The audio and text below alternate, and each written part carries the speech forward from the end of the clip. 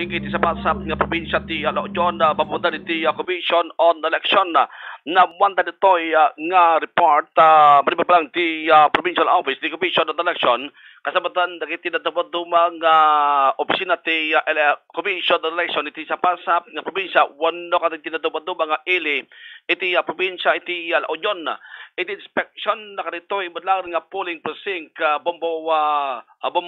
Angelil kat maigagadwat tapos takat mamuan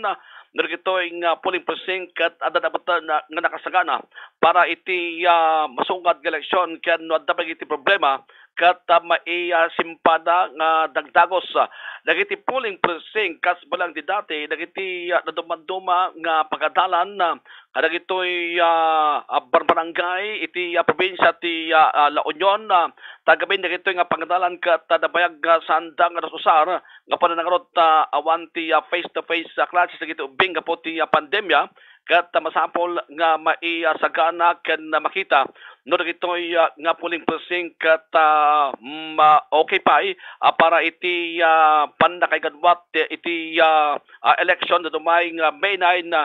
2022 iti inspection dagitoy nga polling precinct kat indulwan iti election officers iti nadumang ili iti probinsya ti La Union kasabatan iti biyang pa iti Philippine National Police may palagip Bombo Angelil nga importante unay nga ma-inspect dagitoy nga polling precinct kasigon iti Commission on Election karunan nat dagito itong polling precinct iti paka-idiretsuan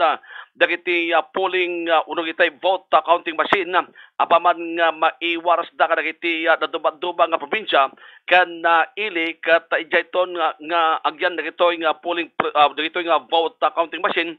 para iti panaka sayangkat iti final testing and sealing dagitoy mulangran nga BCM kan bantayan to dagitay kabang iti Philippine National Police kasabatan dagitay dadumapay nga force multipliers nga tumulong para iti panagbantay iti basungad na badlang nga eleksyon. Mamuan pa ditoy Bombo Angelil dagiti dadumang problema kadito nga polling precinct tapos kat maaksyonan nga dagdagos babamuntan iti Commission on Election ken urepay ti panakitinulong dagiti adda ti lokal nga gobyerno nga mangsaksaw para ito mulangran nga pangadalan nga pakaiganwatan to iti eleksyon maobserbaran tapay Bombo Angelil nga dagitoy nga aktibidad data iti Commission on Election nga isumot ti kumikomanda sakbay nga madanon iti aldaw iti eleksyon na ito naman nga May 9 2022 Bombo Angelil kat dakalmat iti panaki binadang ditoy kan panaki tindolong iti nasaong inspection dagiti adda iti lokal nga gobyerno Bombo Angelil kan kasabatan dagiti paydadumang ahensya nga masaknan nga iti daytoy panaka patungpal iti eleksyon ito namay nga bulan iti Mayo. Alpasan ti inspection kat babantay to babantay po sila ti Commission on Election no anya kitay doktalanda nga problema nga kasapulan nga may kaniti solusyon na Bombo Angelil sakbay nga badanong rod iti akaldawan iti election iti inspection dagitoy nga polling precinct kat may salaang dagiti adda nga raramiden iti Commission on Election dagiti naduma kat nilipas na butan nakasuma iti panakapasidong iti training seminar dagiti agserbento nga electoral boards kat nalpasbatan iti seminar para kadakwanda Bombo Angelil kat may